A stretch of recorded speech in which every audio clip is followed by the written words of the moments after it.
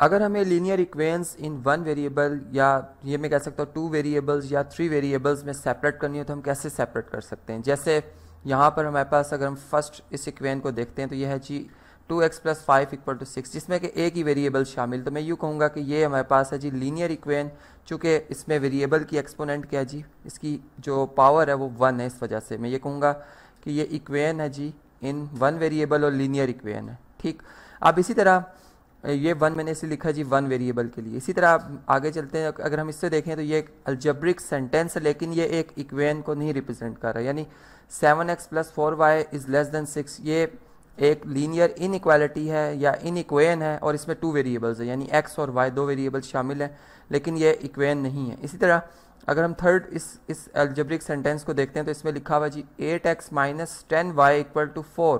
अब इसमें two variables हमने देखे x और y, और चूंकि इन दोनों ही की एक्सपोनेंट 1 1 है, इसलिए हम ये कहेंगे कि ये लीनियर इक्वेशन है, और इसमें जो वेरिएबल्स की तादाद है वो 2 है, तो इसलिए हम कहेंगे कि लीनियर इक्वेशन है इन टू वेरिएबल्स। इसी तरह अगर हम आगे चलते हैं तो हमारे पास आ रहा है जी 9y + 10 = 10x। अब ये भी एक लीनियर इक्वेशन है, और इसमें जो वेरिएबल की तादाद है वो कितनी है जी 2 है, तो हम यहाँ पर लिख देंगे।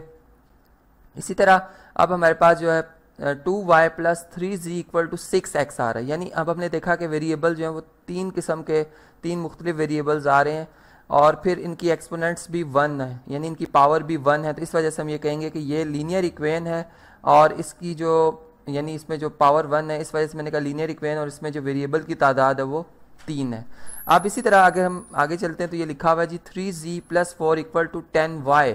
यानी इसमें भी अगर आप देखें तो वेरिएबल्स की तादाद जो है वो 2 है, और इक्वेशन है, यानी इक्वालिटी का साइन आ रहा है, और एक्सपोनेंट 1 है, तो ये क्या होगी जी लीनियर इक्वेशन होगी, और इन टू वेरिएबल्स होगी। ठीक, अब हम अगर नेक्स्ट चलते हैं तो यहाँ पर आया हुआ जी x + y + 3z। अब कोई रिलेशन नहीं है, किससे इक्वल है किससे लेस है, तो हम ये कहेंगे कि ये एक अलजेब्रिक एक्सप्रेशन है, यानी यहाँ पर हम इसे छोड़ देंगे। इसे आगे हम चलते हैं जी, जैसे लिखा हुआ है 2y - 4z = 3।